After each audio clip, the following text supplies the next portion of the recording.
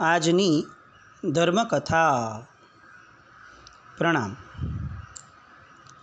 10 દ્રષ્ટાંતે દુર્લભ એવો મનુષ્ય ભાવ. અને આવા 10 દ્રષ્ટાંતમાંના 5 દ્રષ્ટાંત આપણે જોયા. આ દ્રષ્ટાંતો આપણને વાર્તાની જેમ સાંભળીએ અને એનાથી આપણે આનંદ પામીએ એ પૂરતા સીમિત રહી જાય તો એ યોગ્ય નહીં રહે. એક એક દ્રષ્ટાંત આપણને સતત પ્રેરે.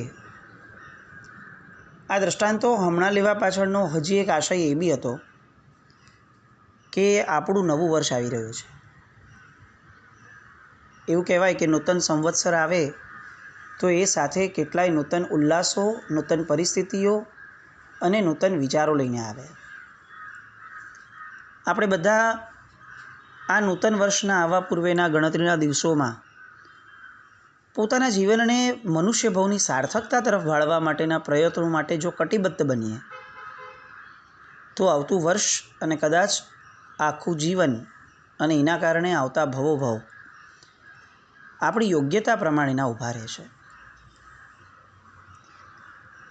10 દ્રષ્ટાંતે દુર્લભ એવા મનુષ્યભાવનું 6ઠું દ્રષ્ટાંત, કે જે દ્રષ્ટાંત થકી આપણને શાસ્ત્રકારો સમજાવવા ઈચ્છે છે કે અશક્ય એવી વસ્તુઓ પણ કદાચ શક્ય છે, પરંતુ મળેલો મનુષ્યભાવ ફરી પાછો મળવો અશક્ય છે. દ્રષ્ટાંત છે ભરત ક્ષેત્રના ભારત દેશના પાટલીપુત્ર નગરનો. અપાર સમૃદ્ધિ, વૈભવ, ધન અને સંસ્કાર આ બધાથી શોભતી આ નગરીઓ. ઇનફેક્ટ એ સમયના ભારતની અંદર સંસ્કારો અને વૈભવો એ બહુ કોમન હતા. હવેના આપણા વૈભવો પણ ફાટ્યા અને સંસ્કારો પણ તૂટ્યા, અને છતાં પણ આપણે સુખ પાછળની દોટની અંદર આપણા પૂર્વજો કરતાં ઘણા આગળ હોઈએ એવા ભ્રમની અંદર જીવતા થયા. આ પાટલીપુત્ર નગરની અંદર મૂળદેવ નામનો એક રાજકુમાર, લોકોની અંદર ગજબ એનું આકર્ષણ હતું. રૂપની અંદર સાક્ષાત કામદેવ હોય એવું, બુદ્ધિની અંદર જાણે આમ બુદ્ધિના નિધાન હોય એવું એક એમનું જીવન. સમસ્ત કળાઓ એને વરી ચૂકી હતી. ગુણો પણ એટલા જબરદસ્ત, ગુણમય જીવન. એની અપકીર્તિ ક્યાંય કોઈ કરી જ ન શકે એવો અદ્ભુત વિનય એના જીવનની અંદર. પોતાના જીવનની અંદર કોઈ પણ અનર્થ ન પ્રવેશી જાય એટલા માટે પોતે કેળવેલો અભ્યાસ જે કર્યો છે એ કેળવણીના કારણે ઊભું કરેલું એક સત્વ અને એક પરાક્રમ. ક્ષમા પણ એટલી જ સારી અને તમામ દુર્ગુણોથી મુક્ત અને સદાચારથી યુક્ત એવો આ મૂળદેવ રાજકુમાર. એ કુશળ વક્તા પણ હતા, કુશળ કલાકારી પણ હતી એમનામાં, કૃતજ્ઞ ભાવ પણ એવો જ, જાણકારી, નિર્મળ બુદ્ધિ, શૂરવીરતા, દ્રઢ પ્રતિજ્ઞા, આ બધી જ વસ્તુઓ એ જાણે એમને વરી હતી. પરંતુ આ સંસાર એવો છે કે જેની અંદર કોઈ પણ વસ્તુ સદાકાળ ટકીને રહેતી નથી, અને એટલે સૌમ્ય, શીતળ અને ચાંદની રેલાવનાર એવો ચંદ્ર જેમ હરણના લંછનથી કલંકિત છે, એવી જ રીતે આવા અત્યંત ગુણિયલ એવા મૂળદેવના જીવનની અંદર એક કલંક પ્રવેશ્યો. મિત્રોના સહવાસ દ્વારા એની અંદર ધૂર્ત ક્રિયા એટલે કે જુગાર, એ જુગારની લત લાગી. આખો દિવસ મિત્રોથી વીંટળાયેલો રહેતો હતો પહેલેથી જ, પણ ત્યારે મિત્રોની સંગત સારી હતી અને એના કારણે પરિણામ સારા હતા. હવે મિત્રો બગડ્યા, સંગત બગડી, અને સંગતના કારણે જીવનની રંગત બગડી, અને જુગારની પાછળ આખાને આખા દિવસો એના વીતતા થયા. માતા, પિતા, મંત્રી બધાને ખ્યાલ આવ્યો એટલે બધાને સમજાવવા લાગ્યા કે બેટા આ કયું દૂષણ તારા જીવનમાં પ્રગટ્યું, અને એમાં પણ જુગાર જેવું દૂષણ તો કોઈ કાળે ન ચાલે. પરંતુ આ બધા ઉપદેશો એની સામે વ્યર્થ રહ્યા. ધીરે ધીરે ઓર એ ફસાતો ગયો આ જુગારની લતમાં. કેટલીક વસ્તુઓની ચોરી કરતો થયો, ક્યાંક ને ક્યાંક લોકોની સાથેના વ્યવહારો બગડ્યા, લોકોમાં અપકીર્તિ થઈ. જે મૂળદેવ એક સમયે એમ કહેવાય કે હીરો હતો આખી નગરીનો, એ ધીરે ધીરે હવે વિલન થવા તરફ જઈ રહ્યો હતો. પિતાએ બહુ જ સ્ટ્રિક્ટ અને સ્ટ્રોંગ શબ્દોમાં કહી દીધું કે હવે જો તે આ જુગાર રમ્યો તો હું તને મારા પુત્ર તરીકે એક પણ વસ્તુના વારસામાં હું ગણતરી તારી કરીશ નહીં. પણ ત્યાં સુધીમાં જુગારનો નશો મગજ પર ચડી ગયેલો અને એના કારણે પિતાનું ઘર છોડવાની પણ એની તૈયારી થઈ અને એણે ઘર છોડ્યું. આ મૂળદેવ પાસે એક ચમત્કારી ગુલિકા હતી. એ ગુલિકા એવી હતી કે જેના કારણે રૂપ પણ બદલાવી શકતા હતા અને જેના કારણે એ જે ઈચ્છે તે કળામાં પારંગત થઈ શકતા હતા.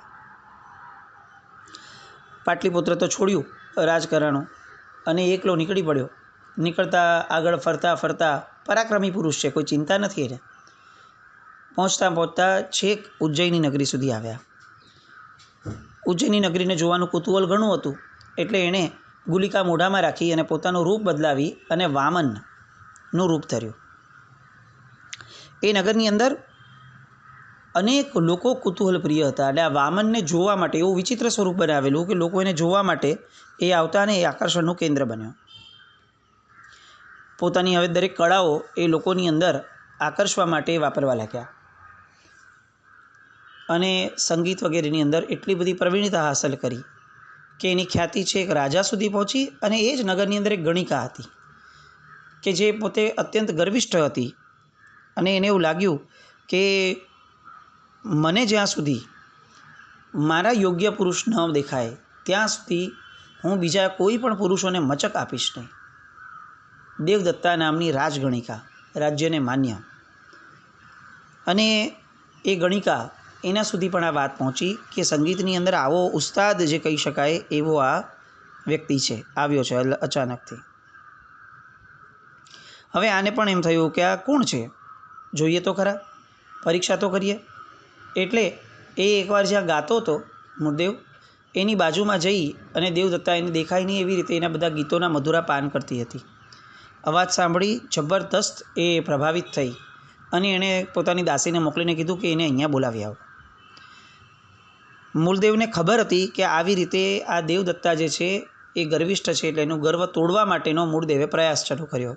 દાસીને ના પાડી દીધી કે હું નહીં આવું, હું શું કામ આવું તારી માલિકનીને ત્યાં.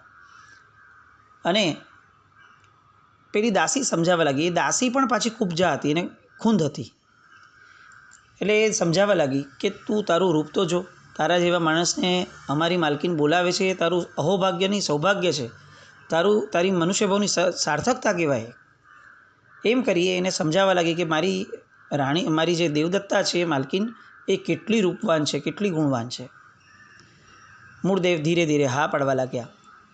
રસ્તામાં એણે અચાનક જ આ જે કુબજા દાસી આવી હતી એના ખભા ઉપર હાથ મૂક્યો અને પેલી ગુલિકા મોઢામાં મૂકી અને એની જે ખૂંદ હતી એ ખૂંદને એકદમ સીધી ટટ્ટાર કરી દીધી. જિંદગીભર માટેનો રોગ એ દૂર થઈ ગયો.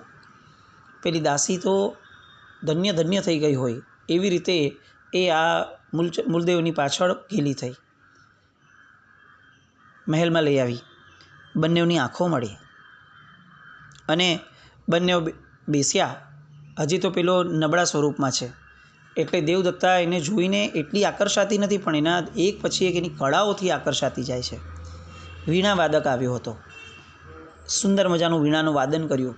બહુ ખુશ થઈને દેવદત્તા એને ઉપહાર આપવા જતી હતી ને ત્યાં જ આ મૂળદેવે કીધું કે આ જે વીણા જે છે એનો વાંસ જે છે એ શલ્યયુક્ત છે અને એની જે તંત્રી છે એ ગર્ભિણી છે. અત્યારે તો આપણે આ બધા શબ્દોના ઊંડાણમાં આપી જઈશું તો આપણને કંઈ સમજાશે નહીં, કારણ કે આ બધી વિદ્યાઓ અને વિદ્યાઓના જાણકારો આપણે રહ્યા નથી. આપણે ફક્ત બાહ્ય આડંબરોના જાણકારો બન્યા.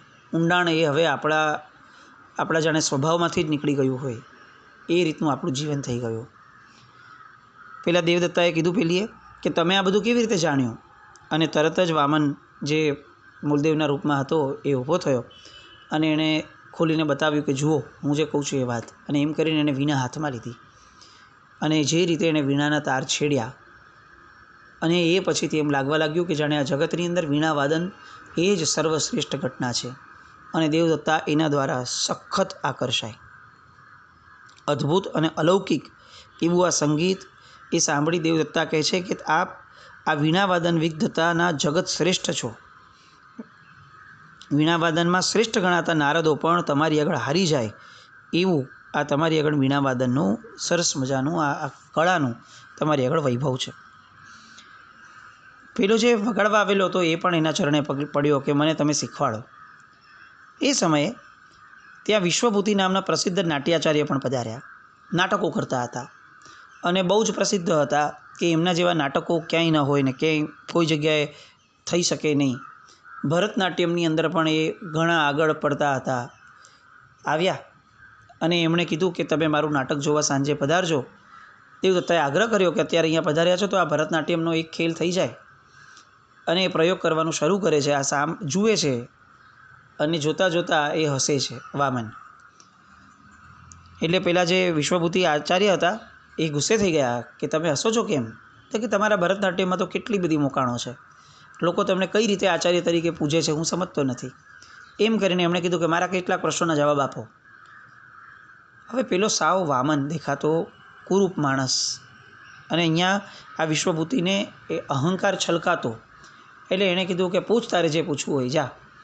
અને આના કેટલાક સવાલો પૂછાયા પણ એ ઉડાઉ જવાબ આપવા લાગ્યા.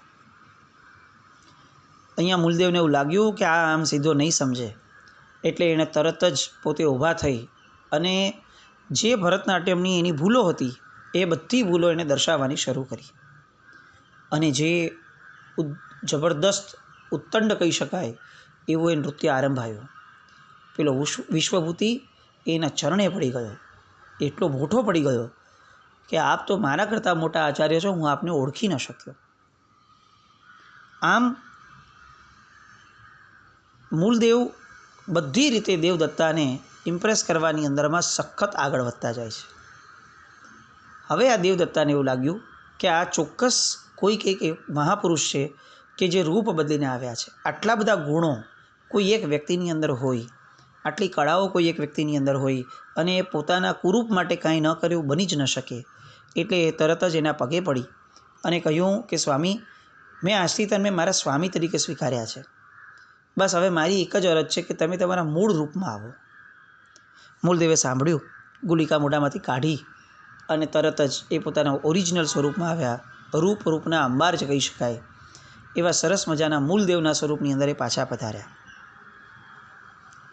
અને દેવદત્તાના મુખમાંથી સરી પડ્યું કે મેં આજ સુધી લાખો દક્ષ પુરુષો જોયા છે, પણ મારા મનને તમારા સિવાય કોઈએ હર્યું નથી. અને જ્યાં સુધી મનને પ્રસન્ન કરનાર મિત્ર ન મળે ત્યાં સુધી વાતો કરવામાં હૈયે આનંદ પણ આવતો નથી. બસ હવે તમારે અહીં જ રહેવાનું છે અને આ આપણા વાતો અને આપણા જીવનના આનંદને આપણે માણીએ. બંને જણા બહુ જ પ્રેમથી પોતાનું જીવન વિતાવે છે. નગરીની અંદર અચળ નામનો એક વ્યક્તિ છે. આ અચળને દેવદત્તા પ્રત્યે સખત આકર્ષણ. દેવદત્તાની જે પાલક માં હતી અક્કા, એ અચળના વૈભવ અને સંપત્તિથી સખત આવરજાયેલી હતી. એને મન પૈસો એ જ સર્વસ્વ હતું. અને અચળ આ દેવદત્તા પાછળ કંઈ પણ લૂંટાવવા તૈયાર હતો. અચળને સમાચાર મળ્યા કે આ રીતે દેવદત્તા જે આજ સુધી મને ભાવ નથી આપતી એ આવા કોઈક મૂળદેવ નામના વ્યક્તિ સાથે રહેવાનું શરૂ કર્યું છે.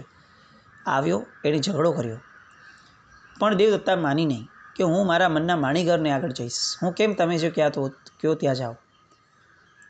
સીધી રીતે કામ નહોતું પતતું એટલે અહીંયા હવે અચળ એક પ્લાનિંગ કરે છે અને એકવાર એ એવો ડોળ કરે છે કે દેવદત્તા મારે કેટલાક દિવસો માટે બહારગામ જવું છે, તો હવે હું કેટલાક દિવસો માટે આ નગરીમાં નહીં રહું. અચળના ડરથી અક્કાએ મૂળદેવનું ઘરમાં આવવાનું બંધ કરાવી દીધું હતું. એટલે ઘણા વખતથી એ લોકો ચોરી છૂપે મળતા હતા. હવે અક્કા અને અચળ આ બંને બહારગામ ગયા છે એવું જાણી અને તરત જ દેવદત્તાએ આને બોલાવી લીધો, મૂળદેવને. બંને વાતો કરતા હોય છે એટલામાં જ અચળ અચાનક પાછું આવી જાય છે. અહીં એ કેટલાક સૈનિકો સાથે આવે છે. જેવો ખ્યાલ આવે છે એવો તરત જ મૂળદેવ પલંગની નીચે સંતાઈ જાય છે. અચળ ગોતે છે, એને કંઈ મૂળદેવ દેખાતો નથી, પણ ડાયરેક્ટ કેવી રીતે કહું કે આ આખો મારો પ્લાન હતો. એને થોડોક અણસાર આવે છે કે આ પલંગની નીચે જ લાગે છે. ડિરેક્ટલી કંઈ પણ બોલવાની જગ્યાએ એણે બહુ નબળું કાર્ય કર્યું.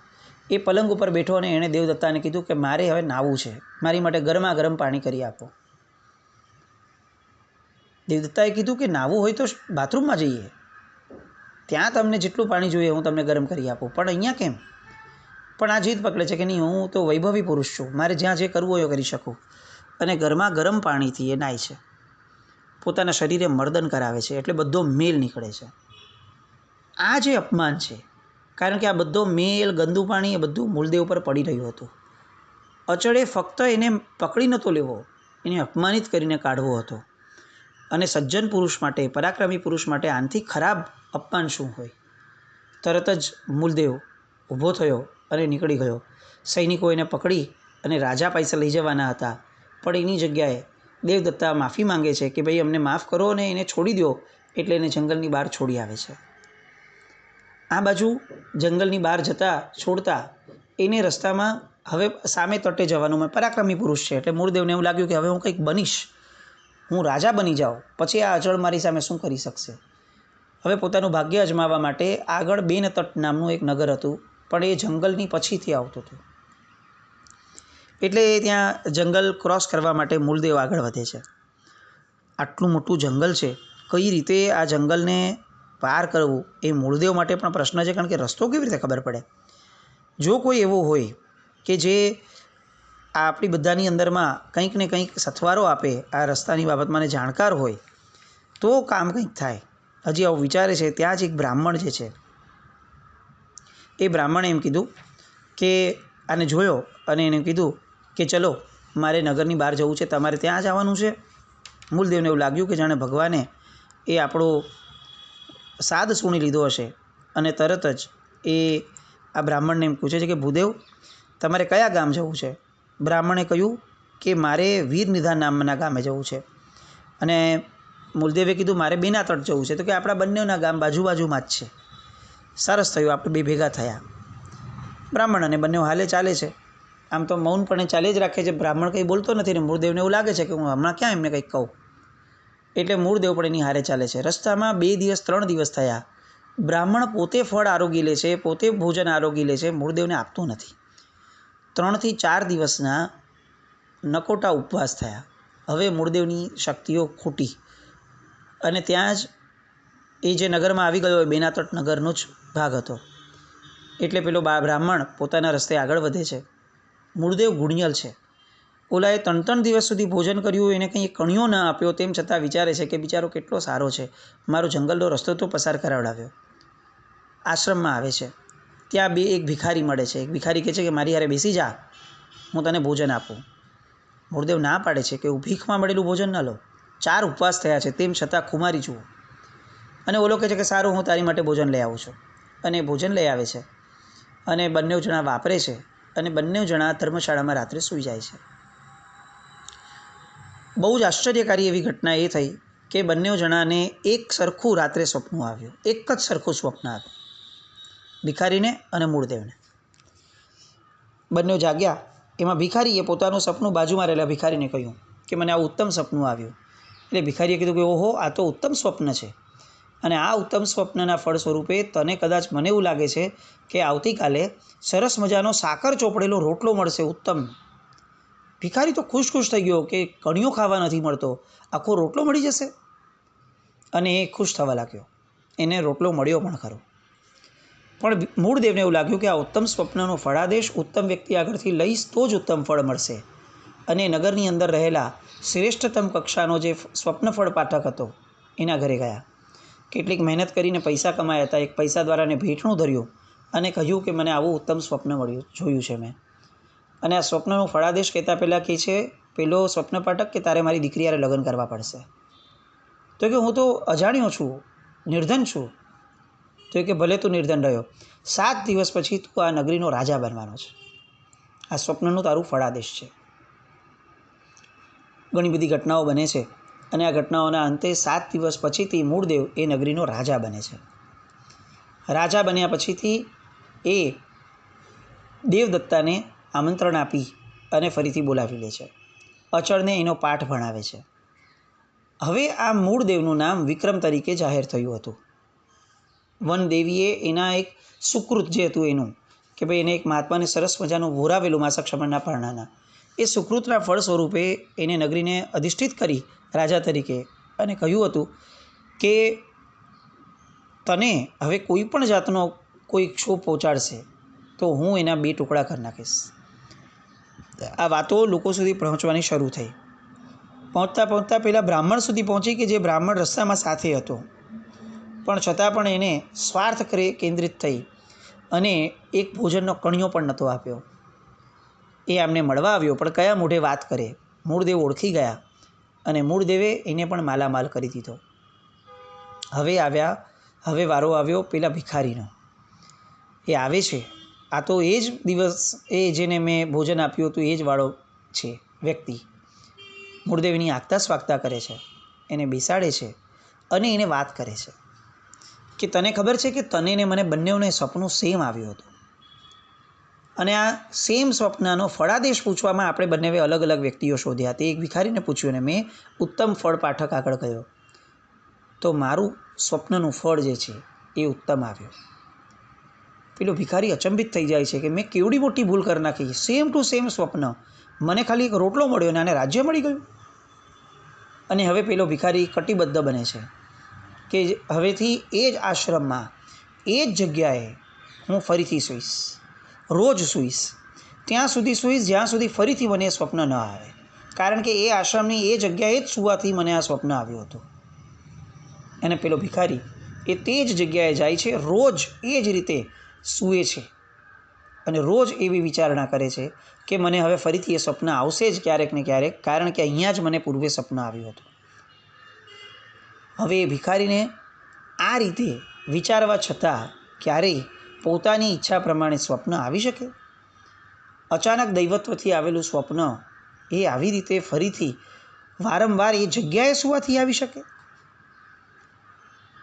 બહુ વિચક્ષણ પુરુષો ના જ પાડે કે સ્વપ્ન એ આપણા હાથની વસ્તુઓ જ નથી, પણ તેમ છતાં ભિખારીનો એ પુરુષાર્થ એ કદાચ સફળ થઈ શકે, કદાચ દૈવયોગે પણ મળેલો મનુષ્ય ભાવ એ ક્યારેય સફળ થતો નથી. સ્વપ્ન ઉપર જેમ આપણો અધિકાર નથી, એમ આ મનુષ્ય ભાવ જો આપણે ગુમાવી દીધો તો એ પછીથી પુણ્ય ઉપર પણ આપણો અધિકાર નહીં રહે. અત્યારે મહાન પુણ્યના એવા અધિકારી આપણે બધા આ મનુષ્ય ભાવની સાર્થકતાને જો સમજી જઈએ તો પેલા ભિખારીની જેમ વારંવાર વિકલેન્દ્રિયમાં જઈ અને મનુષ્ય ભાવ મળશે એવા સપનાઓ જોવા નહીં પડે. મળેલા ભાવને સાર્થક કરીએ એવી શુભ મંગલ કામના. જેના જ્ઞાવૃત કંઈ પણ બોલાયું હોય તો મિચ્છામિ દુક્કડમ. જૈનમ જયતિ શાસન.